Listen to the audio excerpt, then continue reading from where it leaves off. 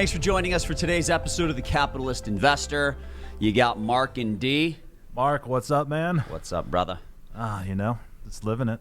Yeah, Christmas is coming. It's close. It's crunch time. Yep. You know? Got to get some online orders in. Yeah, exactly. It's about that time. All right, man. So today we're going to talk about SPACs. Yep. Because I really had no idea what they were until very recently. I'll be honest with you, I did not really know either, but I found it very interesting for research for the show. So we're going to call this Spac Attack.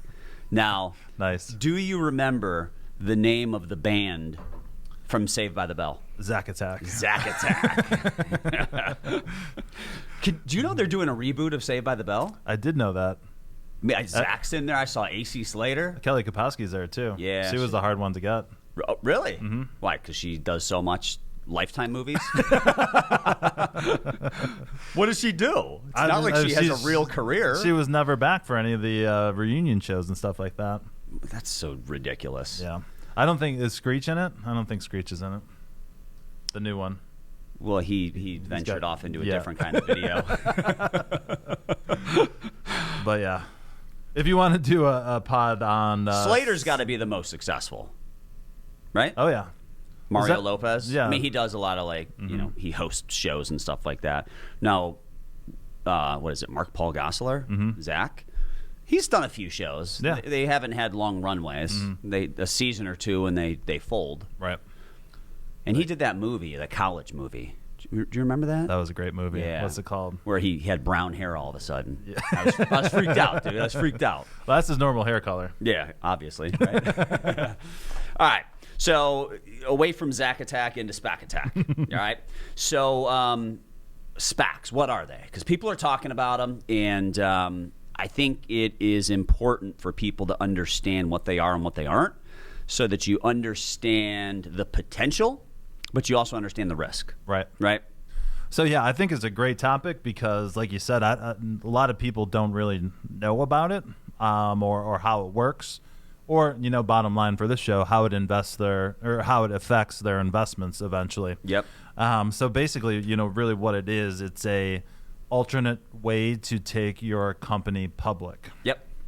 So, really what I've seen here from my research, if you're a private company and you want to go public, it's a very long and arduous runway to do that. Yeah. That's why there's always so many people involved and, so many people involved with their hands out trying to get paid on the deal along the way. But ultimately what you have with an IPO is you put it out at an IPO price. And, you know, what we've seen from the last year or two specifically is when that IPO price comes, typically you see a big, upside swing to that stock. Yep. So, I think our last show was on some of those top IPOs for 2020 and 2021. DoorDash was in there. And they opened, I believe, at $102. And they'll probably be publicly traded by the time the show is aired. But right away, it came out at 102 and they're already saying it's going to open at like 145 or 150. Yeah. So that is what people are calling, money left on the table. Yep. Right. Yeah. So the SPAC process, isn't without its, limitations, but at the same point in time, the main point of raising capital this way is to control the share price a little better, and the second reason is to hopefully avoid market volatility. Yep. Right. So if your IPO comes out, on, March 15th, right? SPAC dab at the beginning of the pandemic, the market's crashing. Did you say SPAC dab? Did I? If you did, that was good. If you said SPAC dab, that was great. I don't know how you worked that in, but that was amazing. I was Freudian slip. So, yeah, I guess I've been hanging out with Tony too much, changing too many words. It fits the show perfectly. So, look, I mean, here's here's my take on SPACs, right? So Chamath Palihapitiya, he's like one of the big ringleaders, cheerleaders, whatever you want to call them, as it relates to these SPACs. If you are rolling out a SPAC, here's what you're telling people. I want to be a billionaire, but I don't have a good idea. Right? Yep. Because while you were talking, I wanted to pull up Chamath's Twitter feed, and here's what I got. I'm looking for any company, any sector with a market cap greater than 200 million, but less than 1.5 billion. Good free cash flow and EBITDA, and no debt that you can think predictably stay flat or grow modestly over the next 5 to 10 years. He has no good idea. No he problem. wants somebody else to give him a good idea. So that is my take on SPACs, right? You get a guy like Chamath who knows that he wants a $1 billion IPO or a $10 billion IPO, but he doesn't know, he doesn't have a good idea for a company, right? So the basic gist is you've got these shell companies which IPO, money flows into them, they get their $1 billion or whatever it is. Investors are blindly placing their confidence in the guy running the SPAC, Right. that he's going to hit a home run. They have no idea exactly how he's going to spend the money yet, right? So that to me is like kind of risky, For sure. you know? It's I had a separate article here that I can no longer find, but the people who are setting up the SPACs, Yeah. they're going to get paid no matter They what. make money.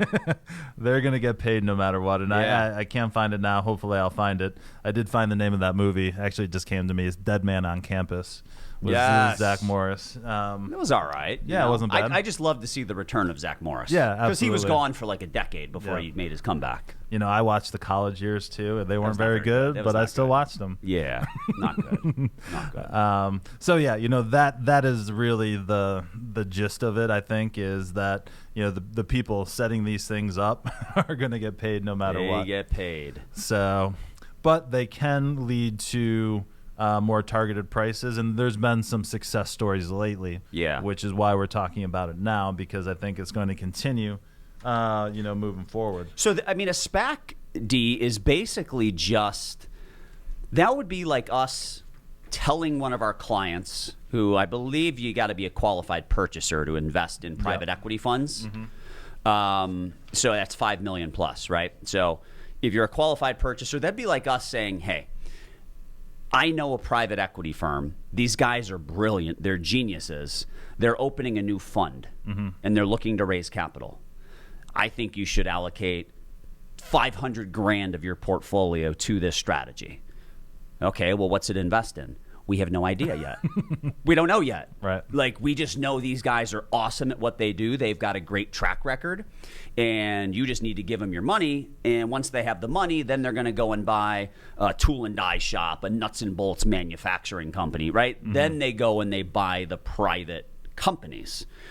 This seems to me like a way for the little investor who's not accredited, who's not a qualified purchaser, to kind of play that game. Right. Right? Does that make sense? That makes total sense. That was exactly one of the thoughts that I had. Yeah. For sure. It's Which can be dangerous. There's a reason private equity funds are only available to either accredited or qualified purchasers, because they have the ability to lose money. yeah. Right?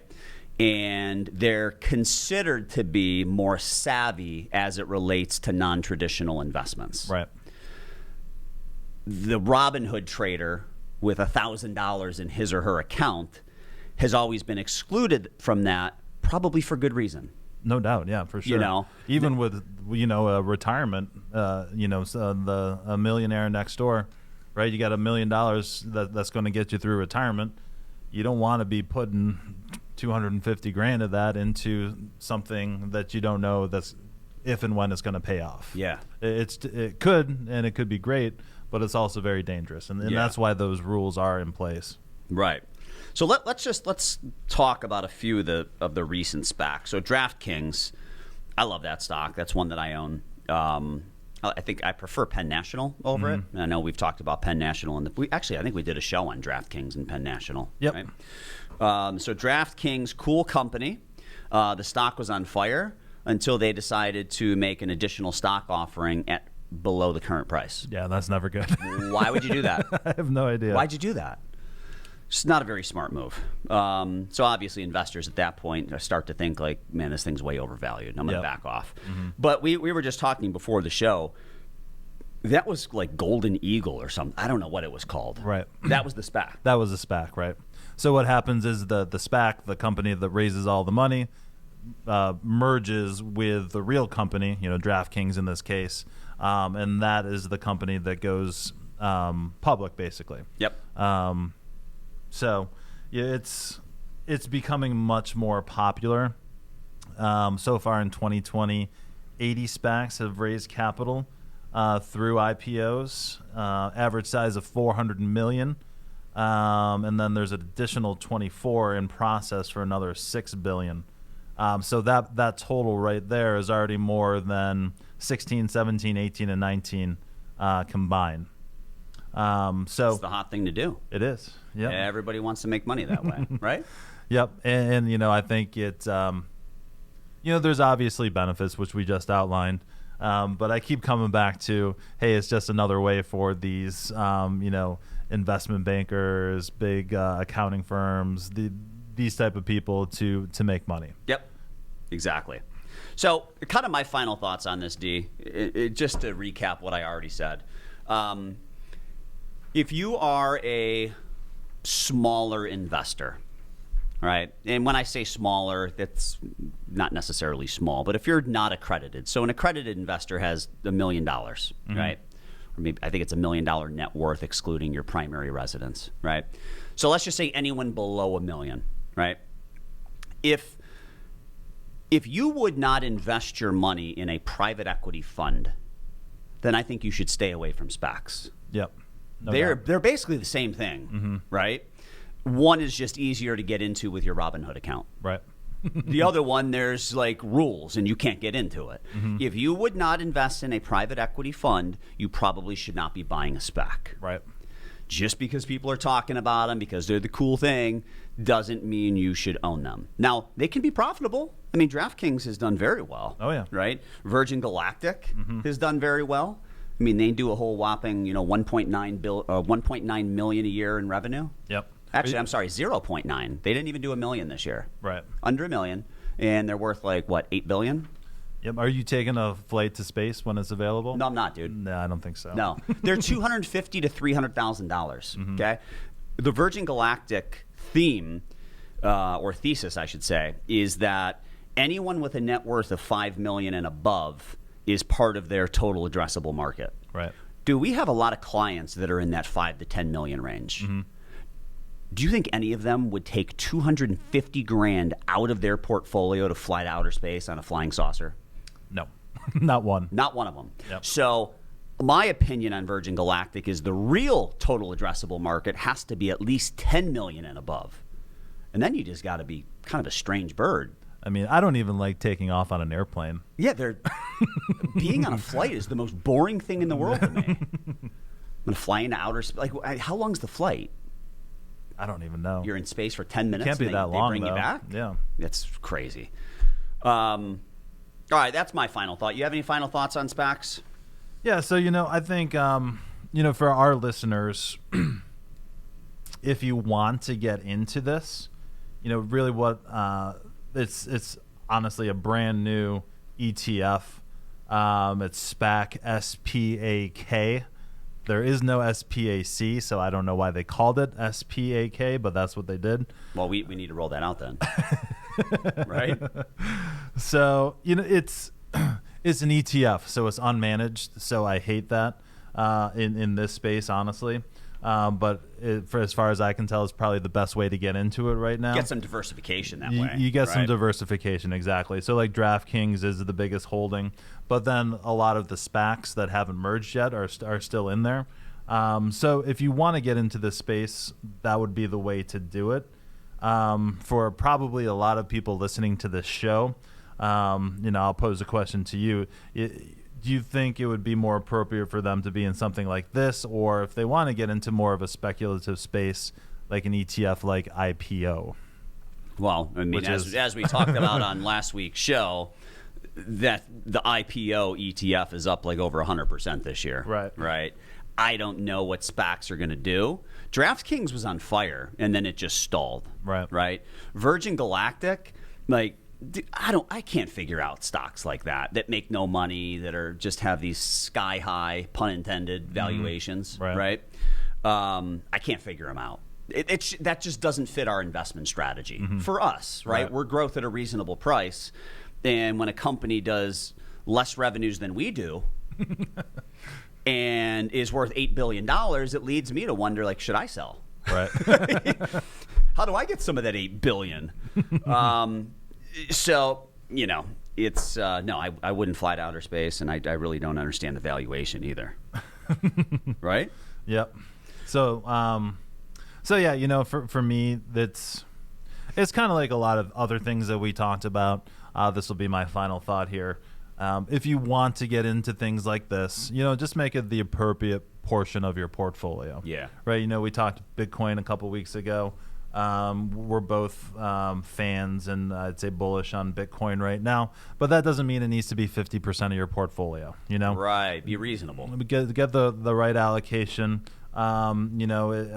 A position like SPAC or IPO, make it an appropriate position in your portfolio. I think it does actually offer a little bit of diversification from just the S&P 500. So yeah, and it's a growth play. Yep. Right. Everyone needs a few. Everyone should have a few home run swings in their portfolio. No doubt. Keep them reasonable. If you own 50 stocks, you don't need 40 home run swings. Right?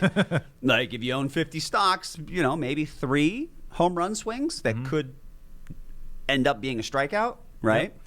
Yep. So I agree with you. I think as long as you keep it reasonable, you should be good to go. All right. That wraps up today's show. As always, thanks for joining us. Shoot us emails with comments, questions to info@SWPconnect. If you write a 5-star review for us, let us know. We'll send you some swag.